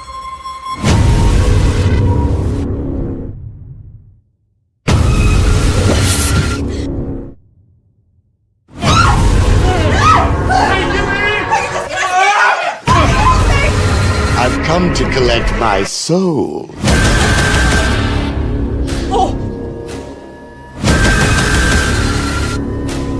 Where's Spencer? They're coming in! They're everywhere! Where do they keep coming from? What in the fuck? We're not just dealing with fucked up things and clown outfits. It's this place. It's evil. Every soul we take becomes a part of us. You become a part of us. You become a part of our world. No one deserves to die like this.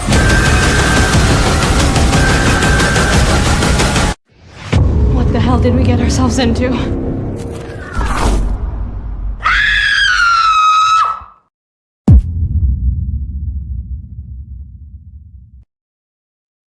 Hey, all right, everybody. Now we're going to bring on our next guest, Joseph Kelly. Let's bring him in. Hey! There he is. Hey, guys. How are you? Where are you? I am in California now. I flew at 4 a.m. and got here about 2 hours ago. That's perfect. And I'm never going to call you Joseph. Blow that one out your ass. You're Joe Kelly, my buddy. I told him that you go by Joseph now. He's like, no, he's Joe to me. Sergeant Kelly. In my heart, he will always be Joe. Because he's a good Joe, that's why. So how are you? Oh, let's introduce him. Hey, everybody. Now we want to welcome to the Jimmy Star Show with Ron Russell. Director, writer, producer, actor, and Good guy. And founder of the Clown Motel franchise, Joseph Kelly. Hello and welcome to the show. We're happy to see you, and can't wait to see you Saturday. Okay, so Yeah. tell me the name of the new girl you're breaking her heart. Few who's short the new days. girl, the new date that you're breaking her heart? He's a heartbreaker, by the way. All the girls fall in love with him, and he's not interested. All the clown girls. He just All goes the along- clown girls, he said. He just goes along breaking Actually, hearts. we have people in the chat room. Say hi to the people in the Because chat room. Joe Kelly's really very Hey, people in the handsome. chat room. There you go. Joe is very handsome in person. He really is. He's a handsome guy. Tall. If you like tall men, ladies. All right, so how's your son? He's The doing boy. good. He's doing good. He's at my mom's for the week. Yeah. So he's doing He's in good though. Florida still? How you doing in Florida? You like it? Oh yeah, it's humid. It's nice. It's peaceful, so that's good. humid. It's humid and peaceful. Okay, hey. We'll take it. Do you miss coming to California or no? A little bit. Actually, I haven't been to California in about 18 or 19 months, so that's pretty hard to believe. But yeah, it's been a while. And how long are you going to be here for? Just till Monday. Okay, cool. So you guys, we have the Clown Motel 3 Ways to Hell premiere. It's on Saturday at the Fine Arts Theater from 2 to 6 p.m. You've got the both posters for 2 and 3 up there, right? So these Behind are you? actually just both of 2. Yep. Oh. I didn't get a big size one of the third one yet, but Okay. So you excited for the premiere? very excited. Yeah, I think you guys are gonna love this. Best one yet, I think. And Ron did pretty good as well.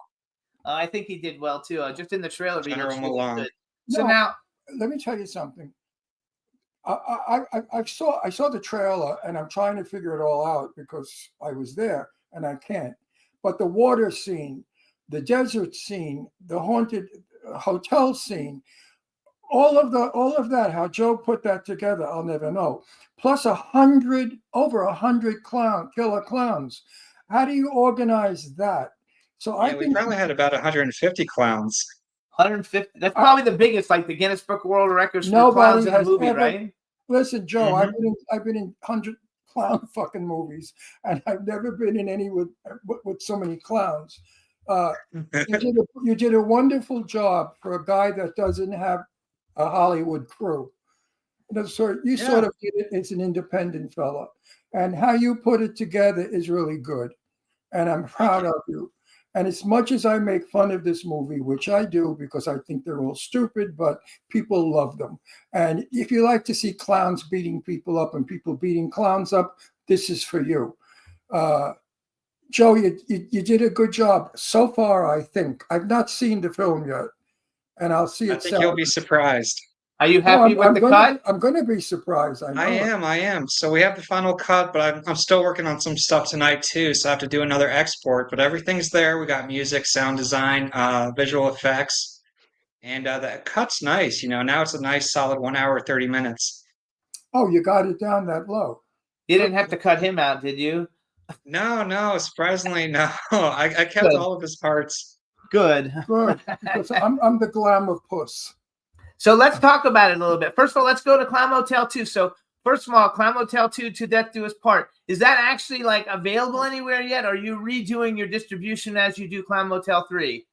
Yeah, so we had the option for distribution recently with Clown Motel 2, but Clown Motel 3 will be shopping around in November. So I thought maybe we'll wait and we could maybe shop them together. And we could also get the rights to Clown Motel 1 back if we wanted to. So it could be like a trilogy. Oh, that would be good, actually. I've got a lot of people, friends of mine, especially in New York, they want to see this movie. They think they're going to see it Saturday. And I said, no, you stupid fucks. That's the red carpet. Only we go, the cast. You have to wait for the film to come out. They said, well, where can we get this film? I said, stop it. I don't know anything. It's not out. I don't know where you can get it. When I know that information, we certainly will post it. So Right? let's give a little history of the whole Clown Motel thing. So for people who don't know, because I believe it started as a short first, and then you did the first movie. Tell us a little bit about it. Oh, there you go. Yeah, so this is actually one of the original shoots from the short film back in 2015, 2016.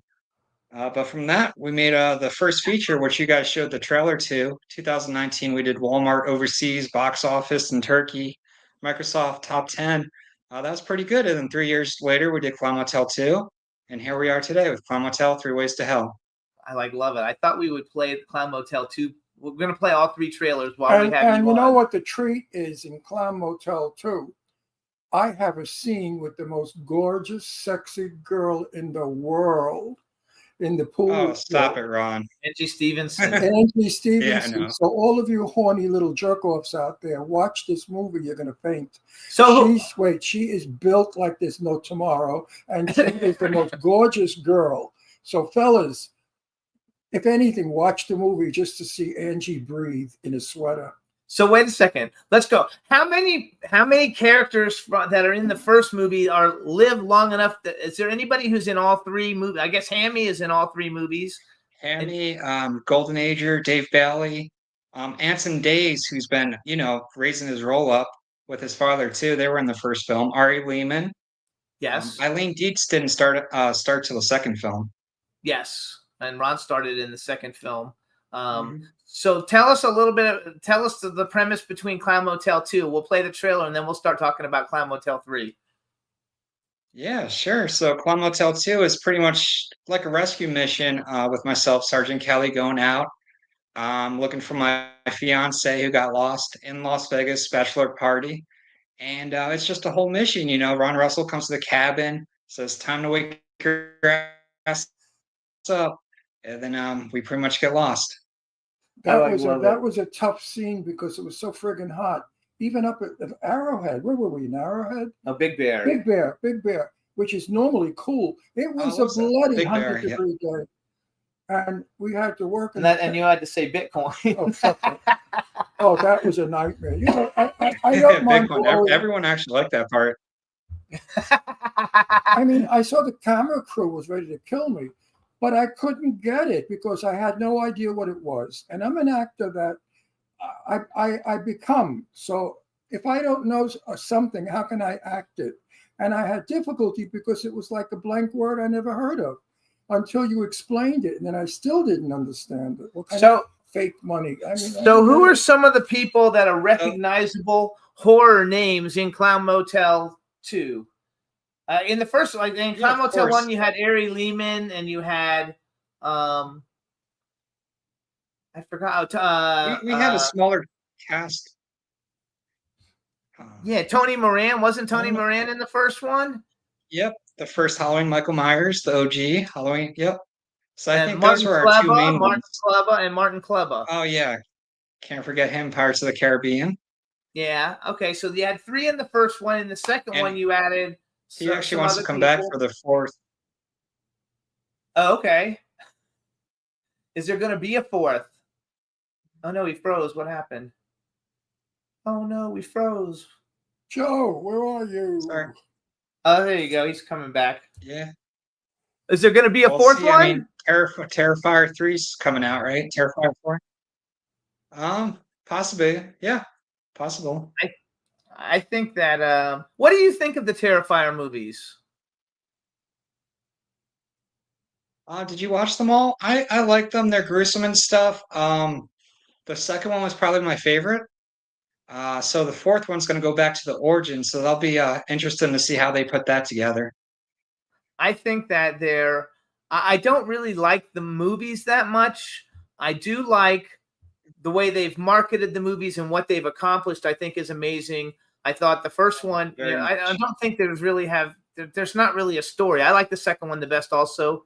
But I don't really think the stories are all that great. Let's talk about our movies. Fuck that movie shit. Let's talk about Clown Motel 3. No, wait. I want to talk about Mark Holdley. Mark Holdley did such a beautiful job in the movie when I was in the kitchen. Remember? Yes, for the Churchill movie. He did a brilliant job of being tortured, suffering. I thought he was a great actor, and he was never recognized. He was overlooked, which I thought was evil. Now, in your movie, he is also being not tortured, but being something. I saw it in the clip. Yeah, it's kind of like survival skills, I think Mark should get an award. Ron loves Mark Holdley, and I love Mark Holdley. I love Mark Holdley. He's a great guy. Oh, yeah, he's an great. honest guy. He's a good guy. He's not a bullshit. So let's talk about who's in Clown Motel 3, and then we'll go back to Clown Motel 2. So who are some of the recognizable names we have? What? My sweetheart, her head's in a bowl. Donna Lee Heising. We love her. I love Who's that? Donna. Oh, I don't know Donna, how much yeah. I love Donna. Donna's great. She'll be at the premiere. She told I me. thought that was a wonderful effect. Wonderful. Because I said to her, Donna, I love you. You're in that bowl. I said, you give head. And she didn't get it. I said, you're in the bowl. Head. You get it? She didn't get it still. It was a So I big let- fishbowl. Right. So I let it go. But I love, so which brings me to Clowney. What's going on with Clowney, your other movie? Yeah, so Clowney, the whole film's finished. It's edited and stuff. We do have to do the 4 flashback scenes. So rather than do one at a time, I'm just gathering all the financials together so we could shoot it all together. I love it. Did you do the ice scenes with the car? You were able to do snow and ice and stuff? Yep. There's a little snow, and then you get a little sound design with the snow coming down and you guys driving crazy. And yeah. Right. So they I'll never realize forget what's that, happening. throwing up from that. I think Clowney was a Oh, funny yeah. Jimmy did almost throw up. I did throw up. When I got out of the car, I threw up. But let's go back to Clown Motel 3. So here's who I wrote down. Is the IMDb correct? And we'll say if we got it right. We have Lisa Wilcox is in it, you guys. She's from Nightmare on Elm Street. We have Oliver Robbins from Poltergeist. We have Tony Moran from the original Halloween and from Clown Motel. We have Ari Lehman, who's Jason, right? In Friday the 13th. Yep, the first Jason Voorhees. That's right. He's the first Jason Voorhees, who's also in Clown Motel. We have Mindy Robinson, who's just an awesome patriot. I just love her. I don't actually know what she was in besides all the Clown Motel movies. Yeah, she'll be at the premiere too.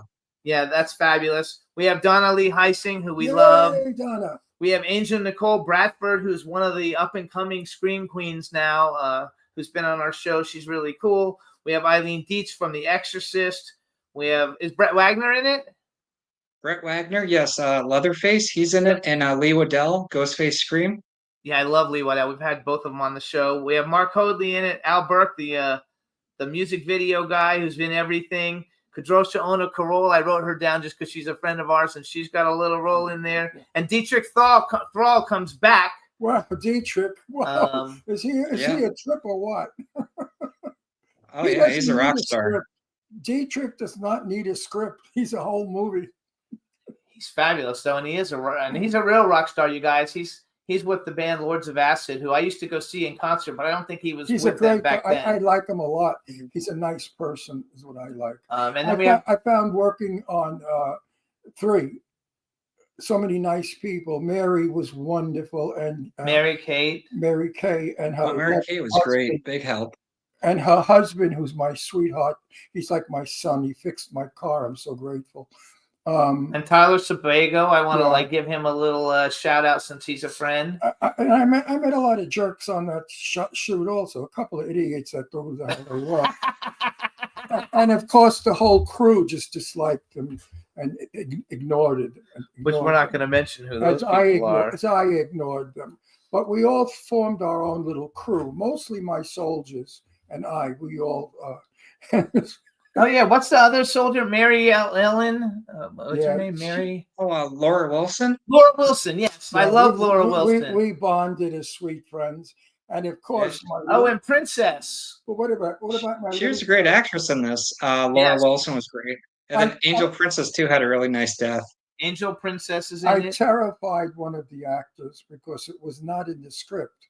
But I'm getting out of a Jeep, and this little, what's his name, the Asian fellow. Oh, Pat Kuznani. I love Pat.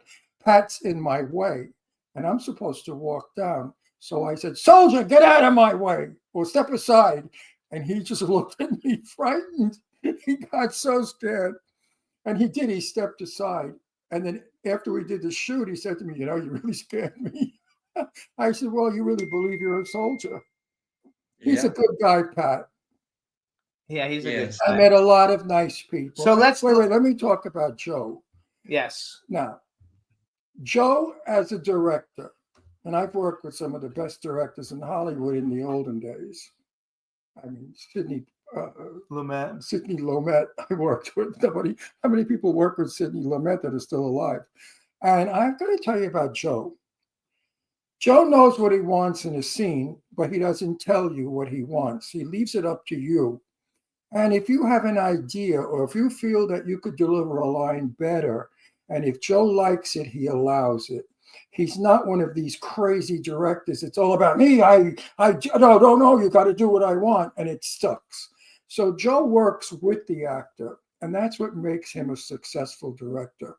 And I will work with Joe anytime. Not another clown movie, though. I've done about 9 or 10 clown There might not be an option after the third. What is it? Yeah, there's not an option after the third because you're dead. Oh, you're not supposed to say that, Jimmy. You blew it. You stupid fuck. We said it. You've said it a million times. I never did. Don't you did. I never did. So let's watch the trailer. So let's do Clown Motel 2 first, and then we'll do Clown Motel 3, so we can do them in order. Okay. So Joe, you introduced the trailer for Clown Motel 2. We're going to play the one Clown Motel To Death Do Us Part, and then we'll come back for Clown Motel 3. Go ahead, Joe. Yeah, of course. Here's Clown Motel, To Death Do Us Part. Yay! It's been 6 months. Why didn't you find me yet? Where are you, Joe? We are looking for Sergeant Kelly. Yeah. It's me, General Milan. Just received new information on Brooke. So we got a team? The best.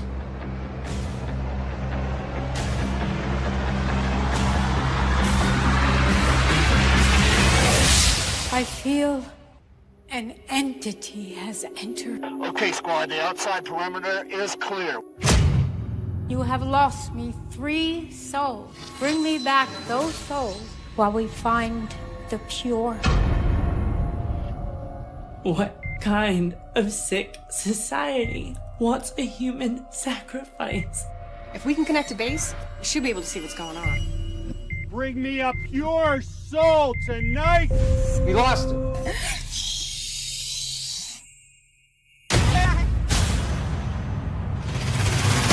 It's time to kill! Kill! Kill! Kill! Kill! Kill! Kill! Kill! Kill! All hail, Angel of Darkness! Let the transformation begin. You said the rebirth of their world is every 50 years. And it's 50. You humans, you don't understand our world. Bye-bye! The clowns will rise in blood tonight!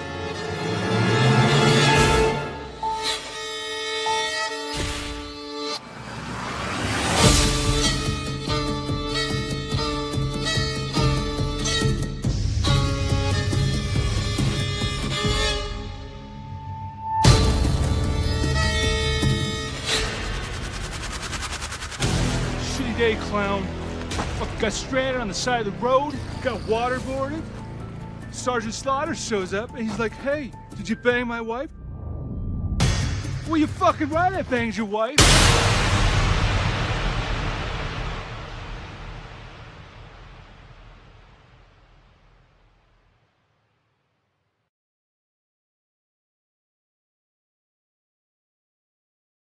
I love Dietrich. He's got some of the best lines too. And I love that shot of Angie on her knees in the toilet.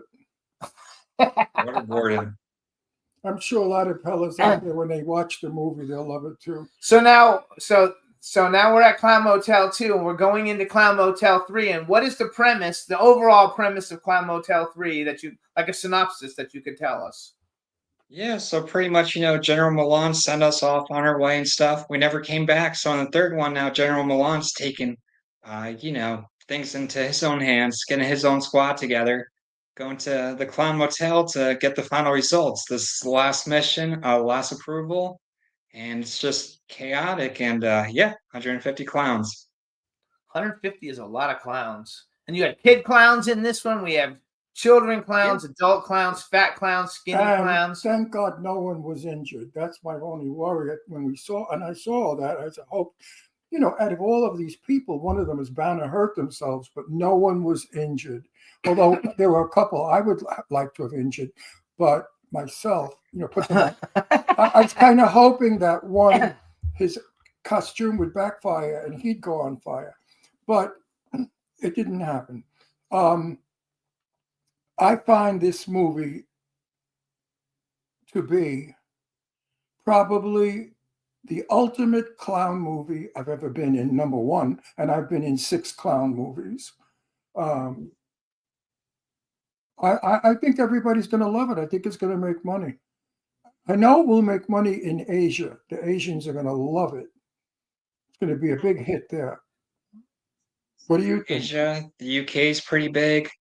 So, I think this will be our biggest one yet, and hopefully we hit more than 12 countries that we did previously. I think you will. And I think if you get the first one back and you can distribute all 3 of them, I think that now it's an actual franchise. You could turn that into a gold mine. And I think your name is going to start happening as a director and producer. And writer and actor and heartbreaker. Yeah, a lot of hats. Heartbreaker of most women in the What do you think about doing all the different hats? Because you're a writer, you're a director, you're an actor, you're a producer. He's a ham. Yeah, it's hard, difficult. It's fun. You get used to it. Even in Clown Motel 3, I did the post-production on that too. I did the video editing, and it's just fun overall. It's a lot of work, but it's going to be worth it at the end. And I think that I think that this is going to definitely be the best one, just from what I've seen and from the trailers. You can actually see in the trailers as you go along. Each trailer, is better and better as you've crafted your skills and gotten better at it, and come up with all the ideas for it. And Jimmy has invited all of our VIP friends. So people are coming to see that movie that ordinarily would not have. Yeah, we're going to have some fun people coming, which I'll have the list tomorrow. The people that are coming will absolutely be very impressed because the title is silly. And, the movies have a bad rap because clown movies today, another clown movie is like another zombie movie. But I think when they come and they see it, they're going to enjoy it because it's full of adventure. Like I said, desert, water, motel. Oh, yeah. It's not one scene for 3 hours. You know what I mean? That's boring. It takes. Oh yeah. I love scenery, different locations, and yeah. And that friggin' desert was hot when we worked in it, and I was in a wool uniform, sweating my nuts off. It was really difficult. So wait, what's the fascination with the clowns in the first place for you? Like, I like clowns. They freak me out. I have all kinds of animatronic clowns and stuff. Like, I like them because they kind of freak me out. But what is it for you? I guess it's general, just horror films and stuff. But then, I did serial killers before. I did Compatible, which I like. I'm going to do a sequel to that. But with clowns, I guess because there was a market for it and it kept hidden, why not stay with it? So now, does Compatible actually have distribution yet, or are you still working on that? So yes, we do have distribution per se. We're signing the agreement soon. The guy from Anchor Bay is actually going to be at the premiere also, and he's the one that's doing the deal with us. Oh, cool! I can't wait for that. And that's the one where we're in the bed. Oh, I love that. Things, which we haven't seen it yet, but everybody said it was good. Which one did you pick? The filthiest one, right? Yeah, there's a couple. I put you guys throughout the whole movie. Because we're in it a bunch of times. We shot it a lot of times. We shot it clean. Not so clean, filthy. I love it. And I thought they would want the Gina. That's Gina Alfonso, right? Is with the. Yep, Gina Alfonso. I had him on the show. I've never met him, but I had him on the show when Ron was sick and he wanted to promote it. We brought him on the show. By the way, you notice I'm back to me. I gained my weight back, and I'm all better. Whatever it was, they got rid of it. It was a blood disorder. So now I take a shot once a month, and I'm fine. But anyway, I want to talk about Clowny. No, wait, we have to play the trailer first for Clown Motel 3. Well, let me set it up. Clowny is about a doll that is a clown. It's not about 100 clowns. And this doll is demonic. And this doll is frightening. And this doll is evil. And this movie I like. I like doing it. I enjoyed it. I like Annabelle. Mark Hoadley. Yeah, it's kind of like Annabelle. Mark Hoadley plays my son-in-law, and Donna is my wife. Oh, Donna. Donna looks like a drag queen all the time. She's always done up. So I said, Donna, you're supposed to be my wife. Can you dress it down? Well, her dressing down is like she came with a white fox stole and whatever. So we look like a nice Jewish couple. that was going to our children's house. We love her for dinner, and I love her. Actually, I have a wait, and the story is about children and this fixation for this doll. And I think that movie is going to be an enjoyable movie. Did you save it? Did you save the doll? I do have it. I think it's in my closet somewhere. Okay, because like those kind of things, when the movie's a hit, you can sell that for like a lot of money. Like, so when do we think that movie's? What is it called again? Clowny. Clowny. He told me he's got to finish the other 4 parts still. What 4 parts you have to finish? The flashback dream sequences. Oh, okay. But the whole film overall is edited and all that. So it's just getting those done, and hopefully things take off with Clown Motel 3, and then I'll be able to help on that side as well, as long as along with another producer who's going to come on. Because Clowny has a nice story, and I like movies with a story, not just slash. So let's go to Clown Motel 3. So Ron, we're gonna play the Clown Motel 3 Ways to Hell trailer. You introduced it for us, Joe, for everybody to see it. And this is the film, you guys, that we're going to the red carpet premiere on Saturday. Joseph Taylor's film. Introduce it, Joe, and we're going to play it for everybody. Sure. Saturday, October 25th is going to be the premiere for Clown Motel 3 Ways to Hell. That's right. Did you remember to put my name before the title? I'm still working on that. That was a big deal in my day. In the 1950s, if an actor's name came after the title of the movie, the actor was not famous or important. So they notice when you watch old movies, all of the stars are before the title. Anyway, here's the trailer, you guys, since you guys started talking and you didn't play it.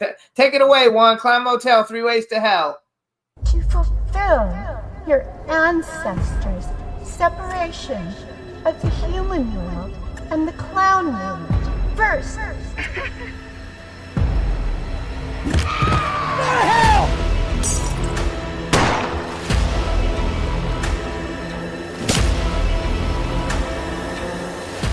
You came to steal our gold, so I'm going to steal your soul.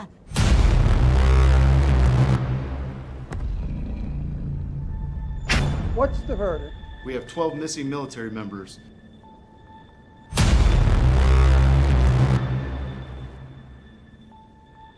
Rivers, you can do it. General, are you seeing one last rescue mission? We have one shot at this. Let's make it count. We go from Silent Hill to killer clowns from outer space. Welcome to the Clown Motel.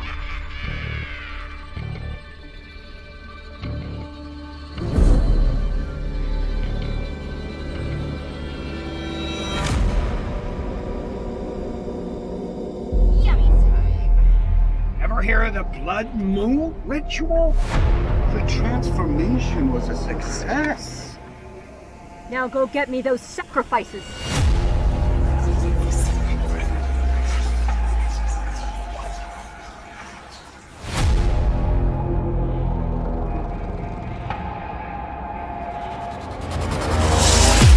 I love you.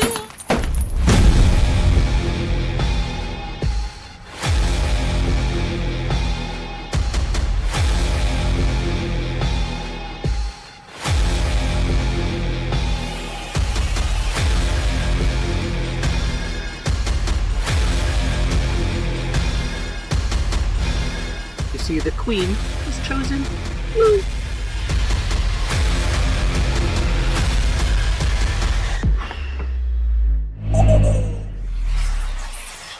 Welcome to the Clown Motel. Acid?